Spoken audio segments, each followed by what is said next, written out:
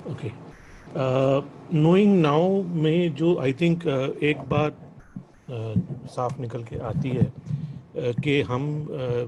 Mindfulness को कई बार जिस तरह से देखते हैं कि प्रेजेंट मोमेंट में हमें आना चाहिए, तो उसी को अजान चाह अपनी इस टीचिंग में बताते हैं, नोइंग नाउ। एंड एक जो चीज़ जो सबसे पहले निकल के आती है नोइंग नाउ के अंदर के प्रेजेंट मोमेंट एनकम्पांसेस एवरीथिंग, एसेंशली के इस समय इस क्षण के अंदर जो है आपको सब कुछ मिल जाएगा। रिजल्ट ऑफ फॉर्मर, जो भी पास्ट में जो भी कुछ हुआ है उसका जो रिजल्ट है वो सब इस प्रेजेंट मोमेंट में ही है। एंड कॉज ऑफ लेटर, जो फ्यूचर में होगा वो भी इसी मोमेंट से ही निकल के आएगा। तो अगर हमें कुछ क्लैरिटी रखनी है तो वो क्लैरिटी खाली प्रेजेंट मोमेंट में ही आ सकती है, और ये एक मेडिटेशन का एक बहुत फंडामेंटल स्किल बनता है। एंड एक जो चीज़ और अजान चाह हमें कहना चाहते हैं कि प्रेजेंट मोमेंट में आने से जो भी लोग मेडिटेशन करते हैं, मेडिटेशन में अगर सांस पे ध्यान देते हैं या और भी कोई मेडिटेशन में अपना मेडिटेशन ऑब्जेक्ट को यूज़ करते हैं, तो प्रेजेंट मोमेंट में आने से एक चीज़ जो होती है, एक तरह का हमें लूसिड काम मिलता है। वो लूसिड काम जो होता है एक तरह से जैसे मन शांत हो जाता है, लेटिंग गो ऑफ मेमोरी एंड इमेजिनेशन, जो हमारे दिमाग में बार बार पुरानी बातें घूम रही होती हैं या मन दौड़ रहा होता है, वो शांत हो जाता है। तो प्रेजेंट मोमेंट में आने का सबसे इम्पोर्टेंट फ़ायदा जो ऑब्वियसली सबको पता है वो ये है, जो भी मेडिटेशन करता है उसको एक्सपीरियंस होता है। एक और जो इम्पोर्टेंट आस्पेक्ट वो कह रहे हैं, present moment that wisdom could be cultivated, कि जो हमें अल्टीमेटली अगर हमारी जो साधना का पूरा उद्देश्य है कि हम विजडम आ पाए, तो वो भी आप खाली प्रेजेंट मोमेंट में ही ला सकते हैं, कल्टीवेट कर सकते हैं। एंड जो अनदर पार्ट आ रहा है, keep seeing the truth of all things, they are impermanent, pleasure pain arise and they are impermanent. ये जो एक चीज़ है कि जो भी हो रहा है आपके साथ वो इम्परमानेंट है, जो सुख आ रहा है दुख आ रहा है वो भी इम्परमानेंट है, वो भी आप तभी आप अपने मेंटल कल्टीवेशन में रख सकते हैं जब आप प्रेजेंट होंगे। अगर मन जो है आगे भाग रहा है या बातों को सोच रहा है या मेमोरी के ऊपर है, तो वो हम एक इम्परमानेंट की कल्टीवेशन नहीं कर पाएंगे। एंड इसी बात को और थोड़ा अलग अलग तरीके से समझने की जैसे कोशिश करें कि past has gone, future has not arrived. जो भूतकाल है वो तो जा चुका है, भविष्य जो है वो अभी आया नहीं है। जो सफरिंग है, जो उसका कारण है, और जो सफरिंग का सेसेशन हो सकता है, और जो सफरिंग को सेसेशन पे लाने का जो पाथ है, वो सब प्रेजेंट मोमेंट से ही रास्ता उसका निकलता है। एंड जो प्रैक्टिस है प्रेजेंट मोमेंट में आने की, वो एक तो वो बहुत सिंपल है कि आप माइंडफुल रहें, आप अपना कांस्टेंट अवेयरनेस रखें, अपना रिकलेक्शन रखें, आप अपने मेडिटेशन ऑब्जेक्ट का रिकलेक्शन रखें। ये रिकलेक्शन रखें कि इस समय जस्ट बीइंग अवेयर कि आप कहाँ हैं, किस मोमेंट में हैं, आपके शरीर में क्या हो रहा है, knowing occurring right now. And दूसरा जो आई थिंक सेकंड एस्पेक्ट है प्रेजेंट मोमेंट में आने का, वो है थिंकिंग, कि आपके दिमाग में क्या चल रहा है। जस्ट वो एक बार देख पाना कि दिमाग में क्या चल रहा है, दिमाग में किस तरह के मूड आ रहे हैं, किस तरह के थॉट्स आ रहे हैं, क्या दिमाग में प्रेजेंट फीलिंग आ रही है, अनप्लेजेंट फीलिंग आ रही है, तो वो भी उसको भी जानना एक तरह से प्रेजेंट मोमेंट में आने की बात है। और एक जो भगवान बुद्ध की जो एक बेसिक टीचिंग आती है, उस टीचिंग में जिस तरह से हम देखते हैं कि आईज सीज ए फॉर्म, आँखें जो हैं देखती हैं, जो कान जो है वो सुनते हैं, जो सारी इंद्रियां हैं उन पे जो भी कुछ हो रहा है उनको जानना, वो जानना भी खाली प्रेजेंट मोमेंट में ही हो सकता है। और अल्टीमेटली प्रेजेंट मोमेंट में आने से क्या होगा, जो भगवान बुद्ध की टीचिंग है वो यही कहती है, put things down and not to grasp them, कि प्रेजेंट मोमेंट में आने से आप चीज़ों को छोड़ पाएंगे, एक तरह से लेट गो कर पाएंगे, और जो उसके ऊपर चिपकाव है उसको छोड़ पाएंगे। और वही मेथड है जो कि हमारे प्रॉब्लम्स को दूर करेगा। आगे हम बढ़ते हैं। जो एक और टीचिंग है वो है माइनी। माइनी एक अगेन थाई वर्ड है। इसमें और एक जो उसका अगला सेक्शन आता है उसमें जो वर्ड यूज़ किया गया उस सेक्शन में पोडी वर्ड यूज़ करा गया है। एसेंशली अजान चाह जो भी अपनी टीचिंग्स में एक उनकी खासियत थी कि वो साधारण थाई लैंग्वेज में जो बोलने वाले वर्ड्स होते थे उनको यूज़ करते थे, और वो जो वर्ड्स होते थे वो एक तरह से भगवान की वाणी के जो टीचिंग्स के वर्ड्स होते थे उनसे मिलते जुलते होते थे। बट क्योंकि जैसे कि माई नी शायद वर्ड थाई लैंग्वेज में यूज़ होता होगा, तो आपको जब एक साधारण लैंग्वेज में कोई पर्टिकुलर वर्ड यूज़ होता है और उसको आप एक मेडिटेशन के कॉन्टेक्स्ट से देखते हैं तो समझना आसान हो जाता है। तो इस कॉन्टेक्स्ट में जो मायने का जो मीनिंग है जो थाई लैंग्वेज में आता है वो है अनसर्टन, अनश्योर, चेंजफुल। बेसिकली वो अनिश्चित संज्ञा की तरफ हमें ले जाने की कोशिश करते हैं। इसका जो शुरुआत होती है वो एक पर्टिकुलर सेक्शन से होती है कि मान लेते हैं कि एक फार्मर है वो जो आता है और वो पूछना चाहता है कि इस बार मेरी फसल कैसी होगी। तो उसका आंसर सिंपल यही है, माई नहीं। क्योंकि हमें नहीं पता है कि आने वाला मौसम कैसा होगा, कि अच्छी बारिश होगी कि सूखा होगा। तो रायदन की उन सब चीज़ों में हम पढ़ के अपने आप को परेशान करें। हमें पता होना चाहिए कि अल्टीमेटली जो थिंग्स हैं वो हमारे कंट्रोल में नहीं है। ऑब्वियसली आप प्लान कर सकते हैं सिचुएशंस के ऊपर के फ्यूचर में अगर ऐसी सिचुएशन होती है तो आपको कैसा रिएक्ट करना है। बट एक बार आपने प्लान बना लिया तो वो आपको मायने रख के एक तरह से अनसर्टन रख के आपको आगे बढ़ना पड़ेगा। एंड ये जो मायने का जो मेथड है अजानचा कहते हैं दिस कैन बी यूज़फुल, आपको अपनी विजडम को कल्टीवेट करने में बहुत मदद करेगा। किस तरीके से, उसमें एक जो बहुत सिंपल तरीका आता है कि इंटरनल एंड एक्सटर्नल फिनोमेना, हमारे अंदर जो भी हो रहा है, हमारे बाहर जो भी हो रहा है, हमें सब उसको एक तरह से अनिश्चित संज्ञा की तरह देखना है कि चीज़ें जो हैं वो अनसर्टन है, चीज़ें जो हैं वो हमारे कंट्रोल में नहीं है। वो जो भी हो रहा है, जो भी उसका रिजल्ट होगा वो हमारे कंट्रोल में नहीं होगा। और इसी को आगे कल्टीवेट करने से हमें पता चलता है कि हम दुख को हम अच्छे से समझ पाएंगे। तो यहाँ पे एक बहुत ब्यूटीफुल फ्रेज यूज हो रहा है, inherently flawed and ultimately unsatisfactory nature of experience को हमें ये पता चलेगा कि ये जो दुख हमें होता है ये एक तरह से एक तरह का फ्लॉ है। मेरे को जो लगता है कि ये फ्लॉ का वर्ड इनहेरेंटली फ्लॉ के फ्लॉ कह सकते हैं कि उसमें कुछ गलती है। फ्लॉ जनरली हम इस तरीके से यूज़ करते हैं, और इसको शायद वो ये सिग्निफिकेंट करना चाहते हैं कि ये जो दुख है ये अल्टीमेटली हमारी उपज बन जाता है कि हमें जो एक्सपीरियंस होते हैं जिनमें हम अपनी अनसेटिस्फैक्ट्रीनेस रखते हैं कि कुछ भी हुआ, आपने प्रतिक्रिया करी कि अच्छा है कि बुरा है, तो एक तरह का आपने जैसी अनसेटिस्फैक्ट्री एक्सपीरियंस आप शो करते हैं तो उससे दुख का होता है, दुख का उदय होता है। और साथ में ये मायने को कल्टीवेट करने से हमें अनता की तरफ पता चलेगा कि हमें अल्टीमेटली वो इस तरफ लेके जाएगा कि जो भी चीज़ें हो रही हैं वो कंडीशन है कि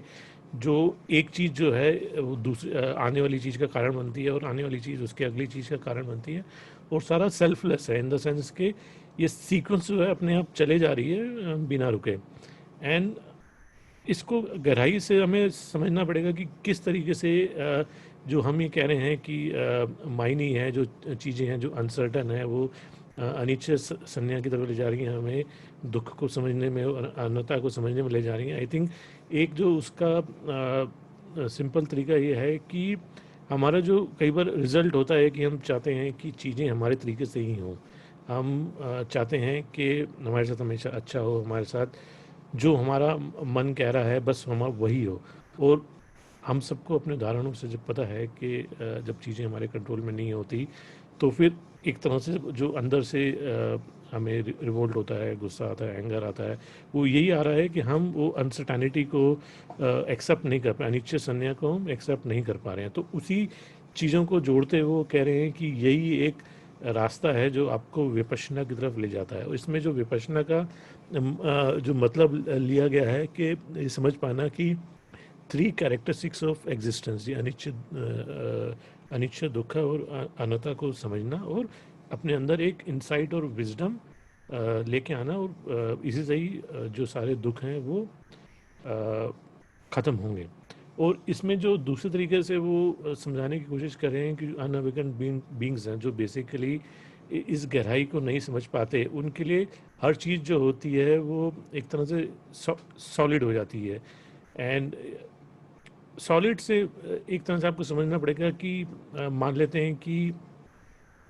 आपके साथ कुछ भी एक्सपीरियंस हो रहा है, आप एकदम गहराई से उस एक्सपीरियंस को पकड़ लेते हैं कि नहीं ये अच्छा है, नहीं ये एक्सपीरियंस अच्छा नहीं है। तो एक तरह से आपने राइट रॉन्ग के कैटेगरी में उसको एक सॉलिड करते जाते हैं, और वही जो है एक उसको आगे जाके हमारे दुखों का कारण बनता है। This sense that things within and without us are real, substantial, is founded upon unexamined assumptions. Basically, हम ये मान लेते हैं कि जो हमारे अंदर हो रहा है, जो हमारे बाहर हो रहा है, वो सच है और वो बहुत महत्वपूर्ण है, और वही अल्टीमेटली हम बिना सोचे समझे कुछ एजम्पशंस हैं उनको पकड़ लेते हैं, और वही हमारे आगे दुख का कारण बनते हैं। एंड जो मायनी है, जो मैंने जैसे बताया कि वो भगवान बुद्ध की टीचिंग जो अनिच्छम है, इम्परमानेंस है, उसी को एक अलग तरीके से, अलग तरीका नहीं कहना चाहिए, एक लोकल लैंग्वेज में, लोकल बातचीत की लैंग्वेज में जो वर्ड यूज होता है उसके थ्रू समझाने का जो अजानता का तरीका है, ताकि जो धम्मा का जो गूढ़ टीचिंग है, जो गहराई की टीचिंग है, उसको हम एक प्रैक्टिकल तरीके से हम समझ पाएँ। अब एक जो सिमिलर सा वर्ड है माइनी अनसर्टेनिटी से रिलेटेड, हम कह सकते हैं कि दिस टू विल पास, ये भी गुजर जाएगा। वैसे ये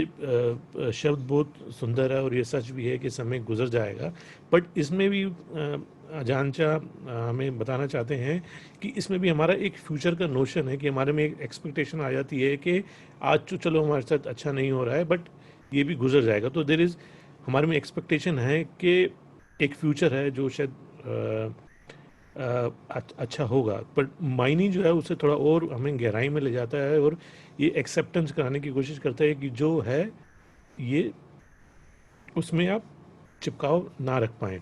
एंड जो क्लोजेस्ट ट्रांसलेशन है मायनी का, वो हो सकता है मे बी नॉट, और उसका जो एक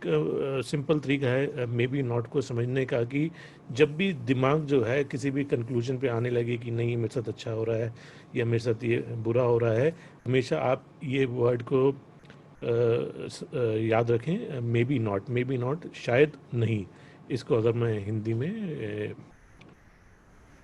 अगर मैं उसका ट्रांसलेशन करना चाहूँ, मे बी नॉट, एंड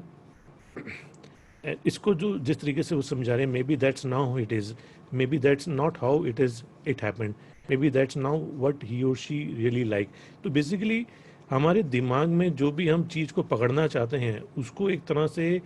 ढील देने की बात करी जा रही है, कि दिमाग के अंदर जो हमारे एकदम फिक्सेशन हो जाते हैं कि ये ऐसा है, वो वैसा है, ये ऐसा है, वो वैसा है, तो उसको एक तरह से कह रहे हो कि आप कॉन्शियसली अपने आप को एक तरह से रिमाइंड कर रहे हो कि शायद ये इस तरह से नहीं है, शायद उस तरह से ना हुआ हो जिस तरह से मैं सोच रहा हूँ, शायद वो असली में ऐसा ना हो जैसा मुझे लगा कि किसी बंदे ने मेरे सामने बिहेव किया। एंड तो एसेंशियली जो जैसे कह रहे हैं कि हमारे अंदर जो एक सेंस ऑफ सर्टेनिटी है, उसको एक तरह से तोड़ने के लिए मन में ये बात को याद रखना कि मे बी नॉट, सो इस वर्ड को यूज़ किया गया। एंड जिस तरीके से इसको अब भगवान बुद्ध की टीचिंग से रिलेट करके कहा जा रहा है, माइनी is the Buddha himself, he would say it is the Dhamma, he he taught the recollection of माइनी। तो किस तरह से कह रहे हैं कि इस माइनी को अगर आप अपने मन में गहराई में उतार पाएंगे तो एक तरह से आप भगवान बुद्ध की तरफ ही जा रहे हैं, भगवान बुद्ध के सिखाए हुए धम्मा की तरफ ही जा रहे हैं। Re-educating a person's attitude to their life, also to their specific technique of meditation. So let me read it again. He taught that the recollection of Maini both as a means of re-educating a person's attitude to their life and also to specific technique. So basically इस तरह जिस तरह से कहा जा रहा है कि माइनी वर्ड दोनों तरीके से यूज़ हुआ है कि एक तो स्पेसिफिक मेडिटेशन टेक्निक और इन जनरल हमारे जीवन में जो हमारा एक सर्टेनिटी वाला नेचर है कि हम चीज़ें हमेशा सर्टेन वे में चाहते हैं, उसको एक तरह से तोड़ने के लिए ये इस तरह की टीचिंग का यूज़ हुआ है। और हमारी साधना में भी जो कठिनाई होती है, जो भी साधना में हो रहा है, उसमें उस समय भी हमें बस यही याद रखना है कि माइंडफुल है, चेंजफुल है, और उसको बस याद में रखते हुए, उसको ना बुरा मानते हुए ना अच्छा मानते हुए वापस से हमें अपने मेडिटेशन ऑब्जेक्ट पे आ जाना है और ब्रेथ पे आ जाना है। एंड ये जो तरीका है, इसको prime to develop Vipassana, basically ये तरीका है जिस तरीके से आप अपने आप को उस रास्ते पे लेके जा रहे हो जिससे आपको विपश्यना इनसाइड मेडिटेशन मिल पाएगी। Seeing the impermanence, the instability of forms, feeling, perception, mental formation, consciousness, the mind does not attach to 5 aggregates. Essentially, जो अगला जो पार्ट है वो यही है कि जो हमारा 5 एग्रीगेट्स हैं, जो मैंने यहाँ पे उन्होंने बोला, forms, feelings, perceptions, mental formations, consciousness, किस तरीके से उनकी तरफ भी हमारा चिपकाव कम होगा अगर हम ये वर्ड माइनी को अपने पास रखेंगे और उसको याद रखेंगे। और वेदर यू फील सेटिस्फाइड, अगर हम कभी लाइफ में ऐसे लग रहा है कि सब ठीक हो रहा है या परेशानी हो रही है, कुछ अच्छा लग रहा है या बुरा लग रहा है, हर समय यही याद रखना है, मायने चीज़ें जो है अनसर्टन है, और उसी से ही हमारा जो है वो उस पर चिपकाव दूर होगा। अगर दिमाग में कुछ भी उत्पन्न हो रहा है, दिमाग में कुछ भी ख्याल आ रहा है, तब भी हमें यही ध्यान रखना है, मायने। और हमारे जो अटैचमेंट्स हैं, जो भी एक्सपीरियंसेस हैं, उसको जो तोड़ने का तरीका है, वो धम्मा को समझने का तरीका है, वो भी उसकी तरफ भी ये पर्टिकुलर जो टीचिंग है माइनी, ये वही उसी तरफ लेके जा रही है। एंड इसी कोई कोर प्रिंसिपल की तरह आई थिंक अजान चा ने यूज़ करा। एंड दूसरा जो चीज़ है, अनप्रिडिक्टेबिलिटी इन डेली लाइफ, जो भी सो इसमें जो अब आगे उदाहरण आता है वो ये आता है कि किस तरीके से लुआंगपोर, एक तो हो गया कि टॉक देते हुए अजान जा ने अपने भिक्षुओं को बताया कि अपने ये मायने का कल्टीवेशन करें। अजान चा की जो एक और ख़ास बात थी कि वो इन टीचिंग्स को प्रैक्टिकली मॉनेस्ट्री में सिचुएशंस को क्रिएट करते थे ताकि उन टीचिंग्स को पता चले। और एक जो सिंपल साधारण तरीका था जिससे वो ये करते थे कि वो बिना कुछ बताए, बिना कुछ इंडिकेशन दिए, कभी भी कुछ भी रूल, कभी भी किसी को कुछ भी बोल सकते थे। जैसे कि मान लेते हैं कि 3 महीने की वर्षावास का समय आ गया है और सडनली वर्षावास से 1 दिन पहले या 2 दिन पहले किसी पर्टिकुलर मॉन्क को उन्होंने बोल दिया कि तुम्हें कहीं दूसरी मॉनेस्ट्री में जाके 3 महीने गुजारने हैं, तुम्हारे पास 1 घंटा है और अपना सामान बांध लो। तो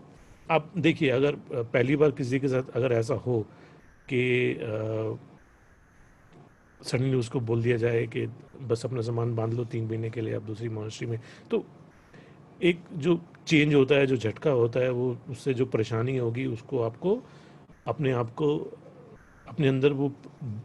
सिचुएशन को देखने का मौका मिलेगा, और वो इस चीज़ों को इस तरह से कल्टीवेट कर रहे थे। और इस तरह के उदाहरण और भी आ रहे हैं कि सडनली किसी को, जैसे अजान जुन की बात कर रहे थे कि एक बार उन्होंने जैसे अजान जुन को बोल दिया कि जाओ अपने बाउल और रोब्स ले आओ, हम इस जगह पे कुछ दिनों के लिए जा रहे हैं। और जब वो अजान जुन गए और फटाफट अपना सामान लेके आए, तब उन्होंने बोल दिया कि नहीं, अब हमारा प्लान, अजान चाह ने सब बोल दिया कि जब वो अजान जुन रेडी थे उनके साथ चलने के लिए, कि नहीं, अब हमारा प्लान चेंज हो गया, अब हम नहीं जा रहे। तो आप सोच के देखिए कि अगर आपको किसी ने बोला कि हमें कुछ जाना है, अपना सामान ले आइए, आपने सामान पैक करा, सामान लेके आए और सडनली बोल दिया कि नहीं, अब हम नहीं जा रहे, तो आपको एक तरह से झटका लगेगा। और वो झटका भी क्यों है कि आपने सर्टेनिटी मान ली कि अब तो हम, अब उन्होंने बोला है कि हम जा रहे हैं तो हम जा रहे हैं। तो जब आपने उस पर पूरा मन बना लिया और जब सामान लेके आया तो उन्होंने बोल दिया अब नहीं जा रहे, तो फिर आपसे फिर एक झटका लगा कि कभी कह रहे हैं जा रहे हैं, नहीं जा रहे हैं, फिर आपने उसको देखा कि क्या इन सब चीज़ों से क्या मुझे परेशानी हो रही है। तो इस तरह का कल्टीवेशन उन्होंने करा। और जो अजान जुन जो अपने वर्ड्स में कहते हैं कि वो हमेशा थिंग्स को 50-50 में डिवाइड कर देते थे कि कुछ भी होना है तो उसके 50-50% चांस है, मे बी नॉट। वो कहते हैं कि अपने जीवन में उन्होंने अपनी गाइडिंग प्रिंसिपल यही बना लिया कि थिंग्स आर अनसर्टन, 50-50 हो भी सकता है और हो भी नहीं भी सकता। ओके, आई थिंक 5 मिनट हैं तो हम आगे चालू करते हैं। अगला जो हमारा सेक्शन है, पोडी आई थिंक अगेन कोई थाई वर्ड होगा। और उसमें जो आई थिंक बहुत ब्यूटीफुली जो भगवान बुद्ध की जो एक टीचिंग है, मिडल वे, उसको लेके आना चाहते हैं। और वो अपने भिक्षुओं को किस तरीके से वो मिडल वे पे आ पाएँ और किस तरीके से वो मिडल वे को समझ पाएँ, उसको कल्टीवेट कराने के लिए आप मॉन्क्स को ट्रेनिंग देते हैं। और हम क्विकली थोड़ा सा इसको कवर करेंगे। जो है एक मिडिल वे में जो अजान चाह जिस तरीके से मिडिल वे को समझाते हैं कि जस्ट राइट, के ना एकदम आप कह सकते हैं कि एकदम राइट अमाउंट, ना ज़्यादा ना कम। और जो एक जो सिंपल तरीका है कि आपने if the ropes fit well, आप मतलब आपने जो भिक्षु ने जो भी कपड़े पहने हुए हैं, अगर वो उनको प्रॉपर फिट हो रही हैं, ना ज़्यादा लंबी हो रही हैं ना ज़्यादा छोटी हैं, तो that is a just right. आपकी सिटिंग मेडिटेशन हर किसी की अपनी हो सकती है कि कोई एक बार में जनरली 30 मिनट्स की मेडिटेशन कर सकता है, जो बिना स्ट्रेस लिए हो सकता है कि कोई 1 घंटे की मेडिटेशन कर सकता है। तो उस अपने आप अपने उस लेवल को समझ पाना is just right, that is the middle way. और इसको भगवान बुद्ध की एक पर्टिकुलर टीचिंग में भी बात आती है कि भगवान बुद्ध ने वेनरेबल सोना को ये बात सिखाई थी कि वेनरेबल सोना शायद भिक्षु बनने से पहले शायद लूट करके कोई इंस्ट्रूमेंट होगा, जो शायद जिसमें कोई सितार जैसे या तो कोई इंस्ट्रूमेंट होगा, उसको बजाते थे। तो आपको अगर सिंपल चीज़ पता हो कि एक बजाने वाले इंस्ट्रूमेंट के जो तार होते हैं, अगर वो ज़्यादा कसे होंगे तो शायद टूट जाएंगे, और कम कसे होंगे तो ठीक से उनमें मधुर आवाज़ नहीं आएगी। तो आपको एक ठीक तरीके से उनकी तारों को कसना पड़ता है। तो इसी को यूज करके उन्होंने बोला कि आपकी जो मेडिटेशन है, जो साधना है, वो भी जस्ट उतनी होनी चाहिए, ना ज़्यादा सख्त ना एकदम ज़्यादा नरम। खाने के समय भी हमें यही ध्यान रखना है कि खाना उतना खाएं कि जस्ट उससे हमारी भूख भी मिट जाए और आलस भी ना आए। सोने के लिए भी यही है कि उतना रेस्ट करें कि हमारी थकान दूर हो जाए बट लेजीनेस ना आ पाए। एंड एक जो चीज़ है, इससे पहले कि हम इसको अपने जीवन में अपनाने की कोशिश करें, कि हम जो जस्ट राइट वाला जो मैकेनिज्म है कि एक मापदंड जो भी हम कहना चाहें, वो ये नहीं है कि हम खाली इतना ही कर रहे हैं, और एक निरस्ता की तरफ ले जाने का तरीका नहीं है। बल्कि आपको हमेशा ये ध्यान रखना पड़ेगा कि चाहे पिछला सेक्शन हो जिसमें हमने मायने की बात करी, या ये करंट सेक्शन है जिसमें हम जस्ट राइट की बात कर रहे हैं, जो एक कोर टीचिंग है कि हमें जो भी साधना करनी है उसमें हमें अपना समझना है कि हम क्या कर रहे हैं और क्यों कर रहे हैं, और उसको हमें कॉन्स्टेंटली एडजस्ट करना है। तो मैं इस सेक्शन को यहीं क्लोज करूँगा with this particular sentence that Podi was to be gauged by the extent to which an action was conductive in solving a problem or attainment of the goal. तो आपको अल्टीमेटली हमेशा ये ध्यान में रखना है कि आप जब भी ये जस्ट राइट का प्रिंसिपल अपने ऊपर लगा रहे हो, आपको ये ध्यान में रखना है कि आपका इवेंचुअल गोल क्या है. अगर हमारा इवेंचुअल गोल एक पर्टिकुलर मांग का है कि वो एक साधना के पाथ पे आगे प्रोग्रेस कर पाए, तो उस मापदंड में हमें वो गोल को अपनाना है, ना कि जस्ट राइट को ही पकड़ के उसी को ही गोल बना देना है कि मैं पूरी ज़िंदगी जो है मैं बस जस्ट राइट करके एक नियमित ज़िंदगी जीता रह गया. बट नियमित ज़िंदगी जीना ही गोल नहीं है. वो जो हमारा मॉन्क्स के लिए जो गोल है, एक अटेनमेंट है कि मेडिटेशन में विजडम आ पाए, उस गोल के लिए मिडल वे क्या है, आपको अपना मिडल वे ढूंढना है और उसको अप्लाई करना है. And now I think the time is 4:30, so we will stop this session right now.